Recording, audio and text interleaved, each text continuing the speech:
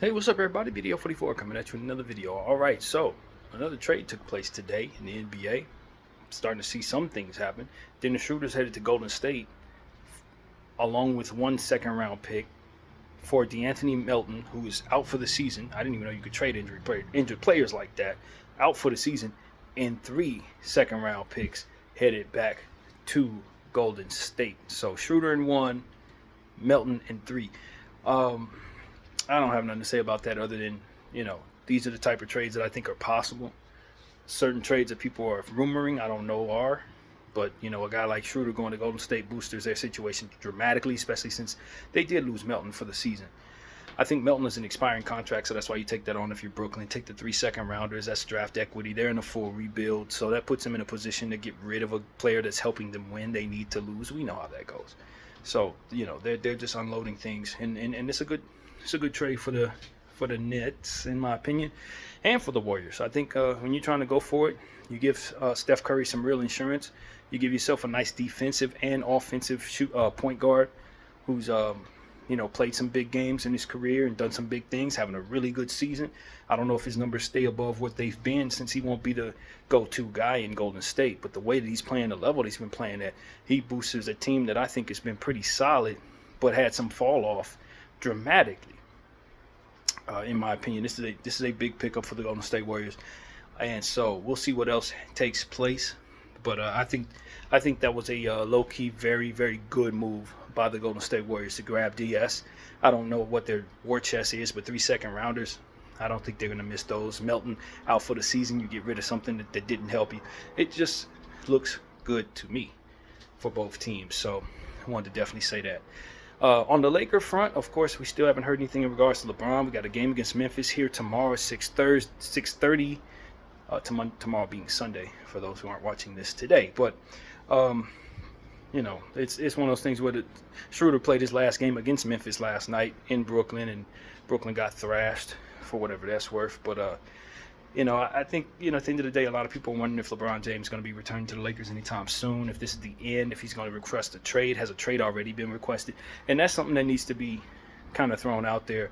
As we've talked about on this channel many times last summer and the summer before, when KD made his trade request, demand or whatever you call that, to the Heat or to the Phoenix Suns, and it locked up the market, I think it taught some people some things. And one of the things I think it taught them was that if you're going to make a trade demand, it damn sure better not be public, or you're going to make it so that it's almost impossible for you to get where you want to go. So if anything, I would expect trade demands to be behind the scenes without ESPN and all of us knowing about it. That's the way NBA players should intend to move going forward if they actually want out of a place.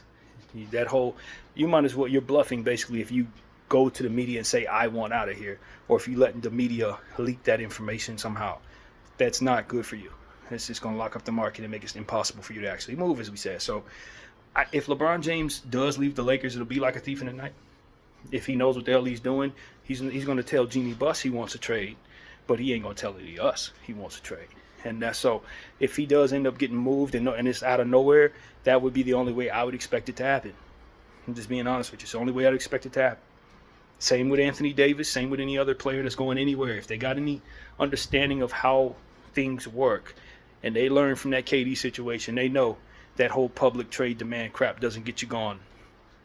Doing it behind the scenes and letting your team keep their leverage in your pocket effectively allows them an opportunity to get you gone.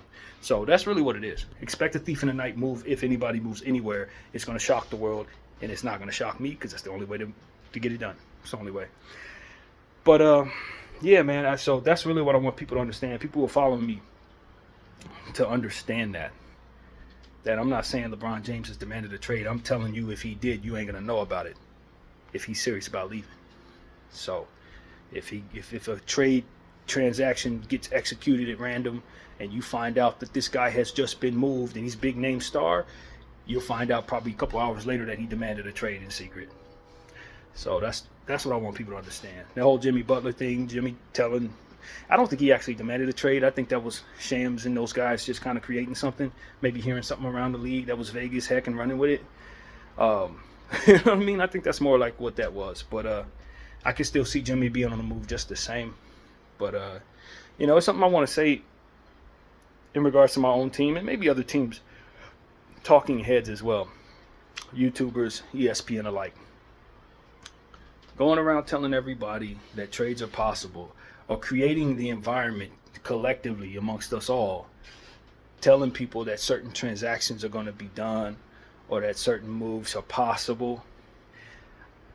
This is just my hunch, but I got a feeling it's going to have a reverse effect if you keep on doing that and these trades don't happen. People are going to start getting irritated with you because you are getting their hopes up, getting their mindset on certain players, getting their mindset on certain opportunities to see change in their uniform and their teams getting better.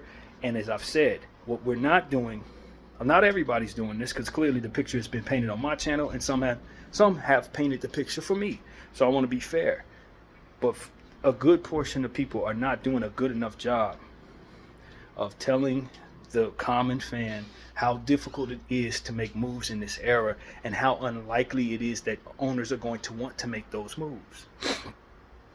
People are going to see very few meaningful, impactful trades, but they're going to hear all of these different trade rumors because y'all know it's clickbait. Y'all know people are going to click on trade videos. Y'all know people are going to be excited about certain players coming to their team, even if they're not big players. Names that they keep hearing over and over again, they start thinking they're entitled to having those players on their team and that it's going to happen. I'm telling all of y'all, when this does not happen, in the case that you described, these people are going to start losing faith in you and they're going to stop listening to you.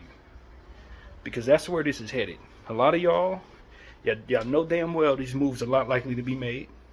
You keep on reverberating the same names over and over again into our ears. And it's going to be the third time for us Lakers specifically where we're going to find that these moves don't get done. Y'all gave us Buddy Hield and Miles Turner over and over again. Those guys never came. You're giving us guys like Nick Richards. You're giving us Dorian Finney-Smith. You're giving us Cam Johnson. These guys haven't come. And I'm telling you, they're not going to be mad at the organization only. They're going to start getting mad at these talking heads who keep throwing these names at these people, getting their hopes up about their team getting better, and the collective bargaining agreement making it so difficult for the teams to actually move. They think these things are possible, and a lot of times they aren't. And so I'm telling you, I'm warning everybody. I know I probably have some talking heads who follow me, some people who do this for professionally follow me. You're going to lose some people if you keep this up. You got to think long term for your situation, however that looks, and short term as well. But I'm telling you, some of the short term thinking, oh, let's just get them here, let's just get them here, let's just get them here, that crap is going to keep them gone when they start realizing the stuff that you're selling them shouldn't have been bought. And they ain't going to listen to you on other stuff too. So that's what I'm telling people. I don't do that on my channel. I don't clickbait, none of that stuff. That's just not how I operate. I don't particularly like when it's done to me. I'm telling everybody that the boring stuff is likely the more realistic stuff in this collective bargaining agreement. And if you want to really see change, you put pressure on the NBA to get the hell out of this CBA. That's what you do, so that you can see movement be more realistic once again. Because they have opted into a CBA that restricts teams and makes it so that it's very unlikely that owners will be willing to sign off on deals, because it puts them in restrictive positions that ultimately allow for them to be stuck to players that they likely may want to move on from. Make it so that they're not able to make big swings on big deals, trigger their rebuild in certain situations if they see fit. This CBA has restricted them of a lot of that. It's saving them money, but it's making their team stay the way it is. And in some cases that's good, and in some cases it's really bad. And so what I'm saying is, until they get out of this CBA, till they opt out of that thing and get something with some flexibility and that is more trade friendly once again, some of these trade rumors that a lot of you talking heads are giving or selling you, they're not even possible. Or if they are possible, they're extremely unlikely.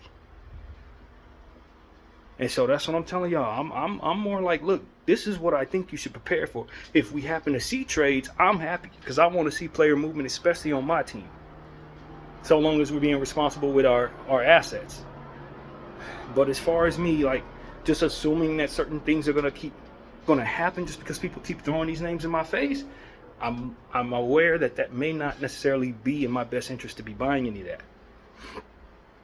And it ain't in your best interest to either. So that's what I'm telling y'all, man. Now, if I'm wrong, I'd love to be wrong. Maybe we see all these names that you expect, that they're telling you to look out for. Maybe they all show up. Maybe you get everybody that they're just being rumored, and you get rid of all of your trash. But the reality is, the CBA has made it very difficult for that to be something that owners responsibly sign off on. And so they don't. And so that's what I'm telling y'all. When you got the Lakers situation, we're not only dealing with the CBA, we're also dealing with limited trade assets that are desirable by people in other situations. They don't want your trash. And the CBA's in the way. So they're not less likely to take what you're offering because it ain't worth it. You see what I'm saying? It's not worth it in two different ways. So we're more likely to stand pat because we're less likely to give up what makes it worth it to others because we don't have a lot to be given a lot. So they don't want us to give a first round pick for Dorian Finney-Smith or 2 first round picks for Cam Johnson. Not only because we only have a few picks, but because of the CBA's in place, and that's what's going to make the risk worth it to move the transaction, to put themselves in whatever potential holes that might be based on this collective bargaining agreement. So it costs more to do less because of the environment of the CBA, and because of it, you're less likely to see trades with your particular team, LA. So for me, it's like, yo, that's what I'm selling to people. That's what I want them to understand. That's what I want people to have a realistic expectation about. That not only should you not dream of big names, but you should probably not even dream of the small ones that they keep selling you. I don't think it's all that realistic that we get a damn Nick Richards right now. Jonas Valanciunas, you may get Jonas. But as I keep saying in every trade, the trades that actually take place are not the ones that are rumored. Did you hear anything about Dennis Schroeder going to the Golden State Warriors? Hell no, you hear no rumors about that. You're not going to hear rumors about the trades that actually happen. And people, talking heads, people going to start getting a whiff of that. They're going to start understanding that. But the stuff that y'all drawing up and that you're selling us so that we sit there through them damn ads are not things that we're going to actually see. It's the stuff that you're not saying nothing about that's actually going to happen. So I'm just telling people, man, look, stop listening to people telling you that different trades are very possible without them painting the picture that the CBA is in the way. Because that's the reality of the circumstance. It's very boring. It's a lot of quiet on the trade front this year because of it. And if people make big trades, it's going to be because they feel it's a surefire bet. Somebody's likely overpaying for something on one side or another. Or it's a very small amount of stuff going from one side to the next. Because that's all people are willing to risk. Very little. You know what I'm saying? It's like a bad housing market. You ain't going to buy a house in this market. You know what I mean? You're going to wait until the price makes sense for you. Almost the same thing. So that's what I'm telling people, man. And look, talking heads, you're going to lose people. Some of y'all just, this trade, that trade video. I'm telling y'all, you better start painting the picture that these trades are not likely, or you're going to lose the people that are clicking on that crap getting excited. BDL44, thank y'all for watching. I'm out.